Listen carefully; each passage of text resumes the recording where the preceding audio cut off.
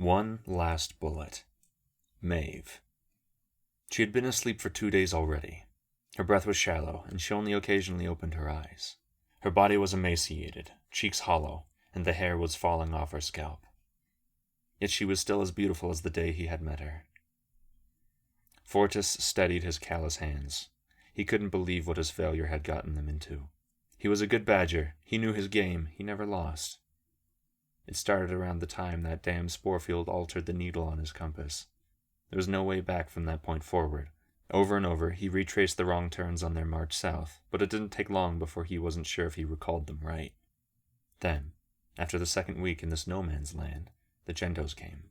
It only went downhill from there. He wasted all of his bullets on them, all but one. It didn't help. One of the creatures got him badly and bit him in the leg. The wound got infected, and he was barely able to keep walking. That's when they had to stop. Fortis rested on his backpack and stared at Maeve. She didn't move. She just existed, like a doll made of dirty porcelain.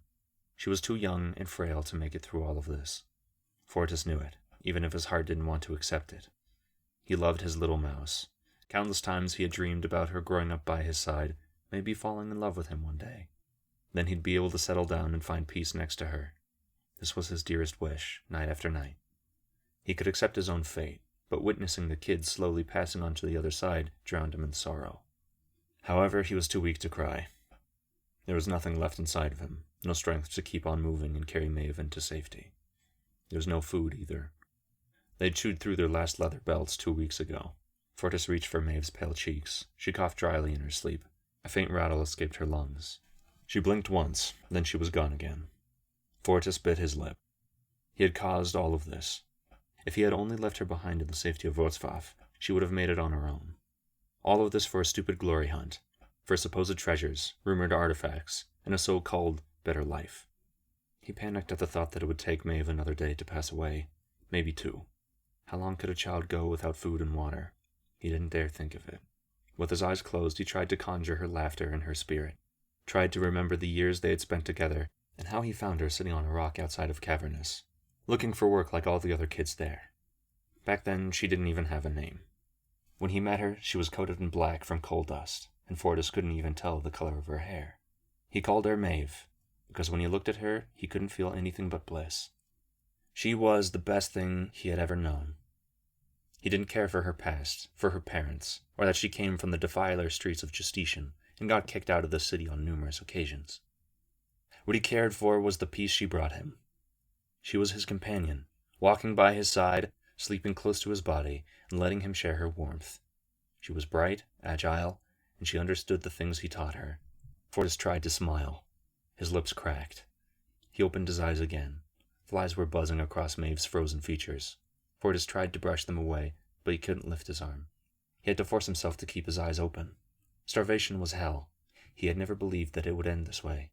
Everything felt hollow, as if his body and soul were detached from one another, and he could watch himself from a distance as his mortal shell faltered. There was no sense in prolonging any of it. There was no other choice. His hand slid inside his ragged coat and pulled the revolver from its holster. Fortis checked the cylinder once more, even though he already knew the answer. One last bullet. That was all. Not enough for the both of them. He lifted himself up on the elbow and crawled closer to Maeve. He studied her face, her every pore, every scar, and every mole. He could not grasp how beautiful she was. Even in her dying breath, she resembled all that he had ever wanted and longed for. Slowly, the revolver wandered across her chest. Fortis's hand was shaking from exertion. The barrel came to halt above her heart.